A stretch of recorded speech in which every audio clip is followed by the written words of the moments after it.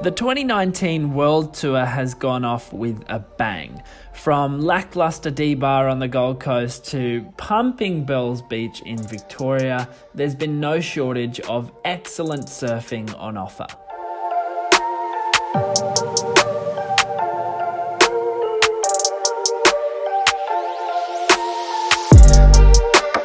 This year hasn't been without its controversy though, the highlight of which, perhaps, being a call which catapulted Italo Ferreira into first position during the final of the Quiksilver Pro.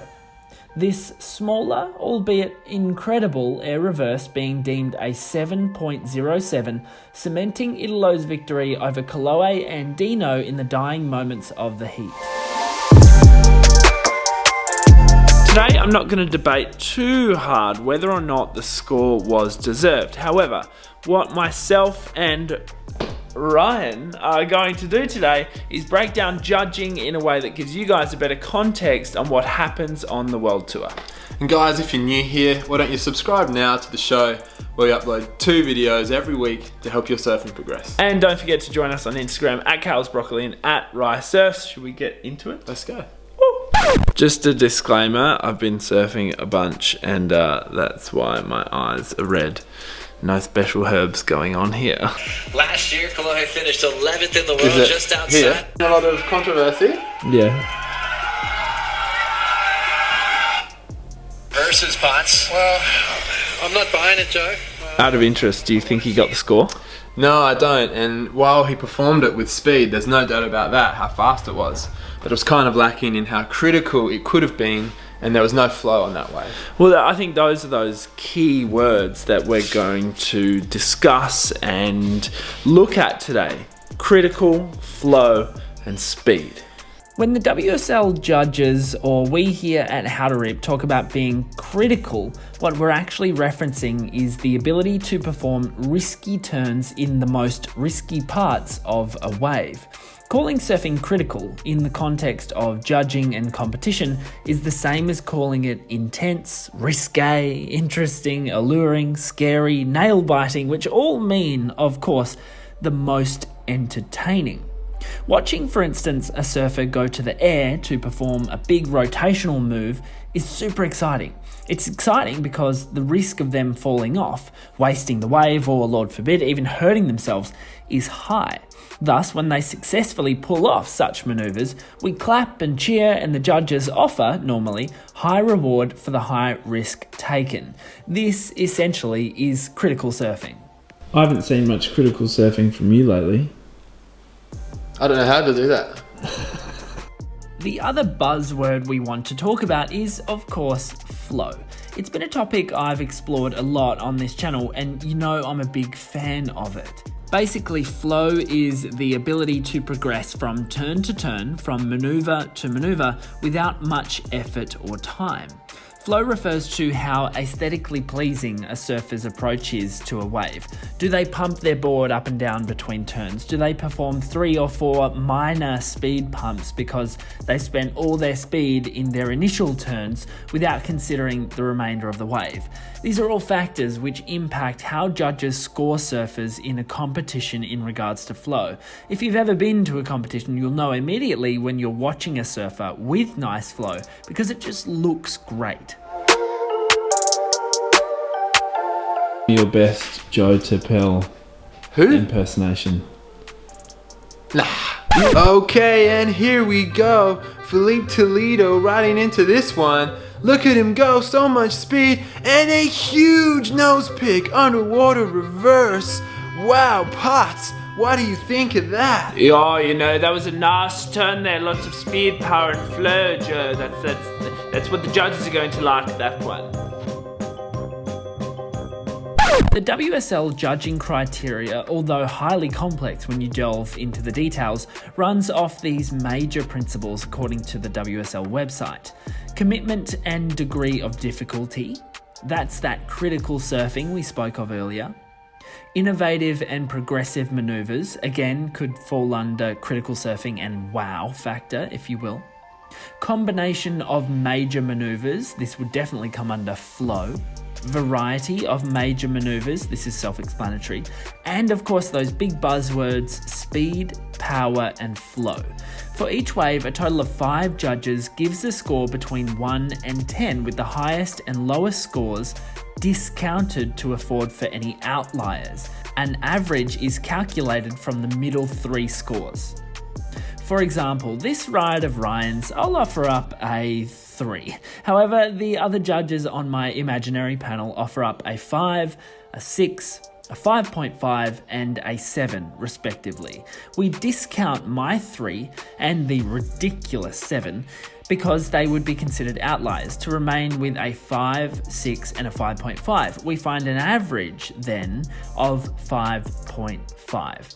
The top 2 waves are taken from a surfer's heat to be combined into their total heat score, with winners progressing and losers defaulting to different rounds or being eliminated altogether.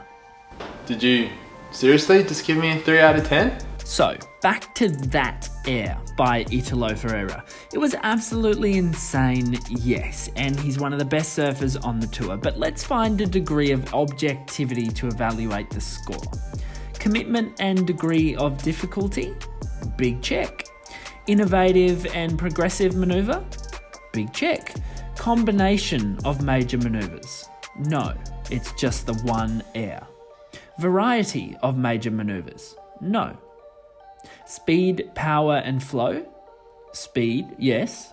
Power, not so much. Flow, not so much.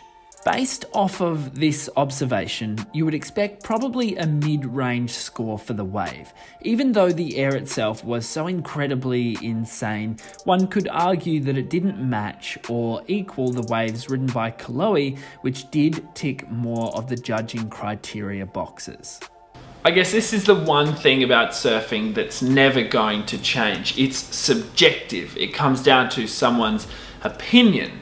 But I guess that's why we have a panel of judges, not just one, to evaluate every single wave. Now, I personally thought That Air by Italo was probably on the cusp of getting the score, but I actually think it should have fell short, really. So do you think all the Italo fans are going to hate on us now? They may potentially, but if you are an Italo fan, we're sorry.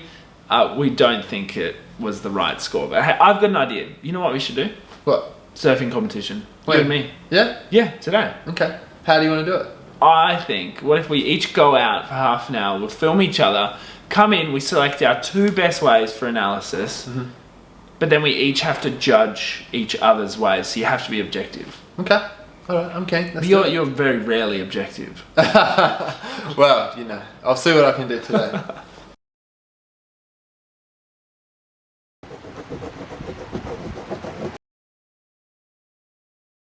How shit it was when I was out there. That's a good excuse. Are you finding anything? Struggling.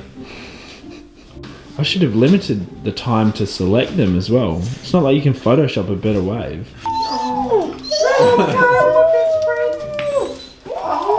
Hey, look at this rolling in the wedge.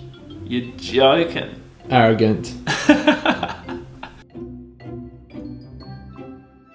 Okay, we've selected 2 waves each. Ryan, wave 1 with the grace of 100 frames per second takes off on the wedge. What do we got here? Little blue wetsuit, little tinkle at the bottom. Little bottom turn there.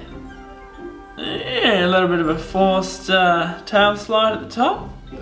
We'll take that one. And he's got another section to hit. What's he gonna do? And tags it. A little bit more spray on that second turn. Look, that's a pretty decent wave considering the conditions. I'm gonna go ahead and give that one a... Oh, but I don't like that little white water thing at the end. Oh, no. I'm gonna give that a 6.8 for that one. That's a pretty solid Yeah, that's weight. fairly generous. Okay, Risey number 2. Wow, the conditions look quite awful.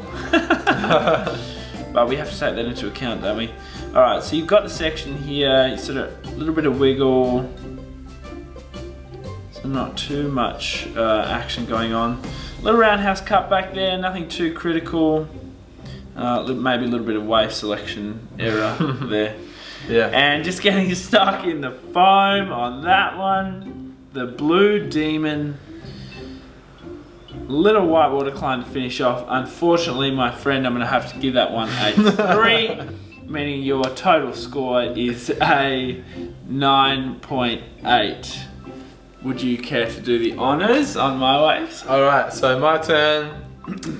We'll start with Number 2. Kale number 2. So paddling into a good one, you can see the conditions were a lot better here, so I put a lot of that down to his success.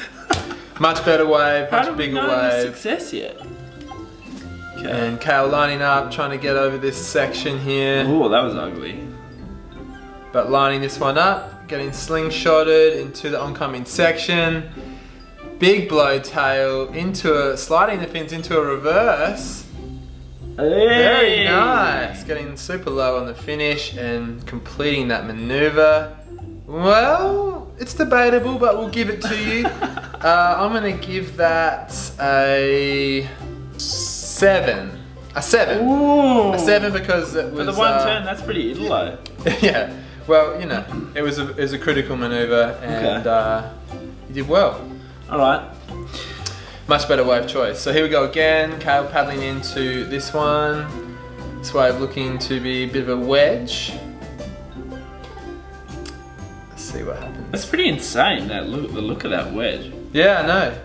It doesn't look like it's going to offer a lot, but then it just really jacks up as you're paddling in. So Kale paddling into this one. Nice little chip into the wedge there. And having to work around, get down. Look at this thing standing up for you. Wow. So the amount of speed you're getting through here is a lot. And then lining up this section for something big and special and a big hit. Very nice, very committed. Not as committed as your first turn though, not as critical, so it's going to be lower than that. Speed, power and flow? Speed, power, well, let's see what happens here. And chucking it up. Ooh! Not my specialty. Little bit hipster. And a nice dive, very dramatic finish. So I'm thinking, what did I give you first one? A 7. 7. So I need a 2.881. 2.8. Well, I think he's going to get the score. I'm going to give that a 4. Wins. Got to be gracious in defeat. Victory! Congratulations. Well deserved. Better wave choice, more critical maneuvers. All hail the Kale. Arrogant. Well guys, we hope you enjoyed this video and it helped you understand surfing competitions a little more. Hopefully it helped you understand that Kale's quite arrogant and I was very gracious in defeat. If you've enjoyed this video, make sure you subscribe to the channel, hit the like button, let us know in the comments below what else you want to see, and join us on Instagram at Kale's Broccoli, at Rice Surfs. I'm sort of seeing some little fluffs of wind here. You reckon we're going to get waves this harbour? Maybe. If we're lucky we might get waves like we did yesterday. Alright guys, see ya. See ya.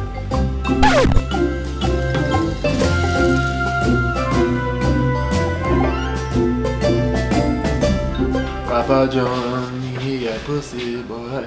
Fell short, really.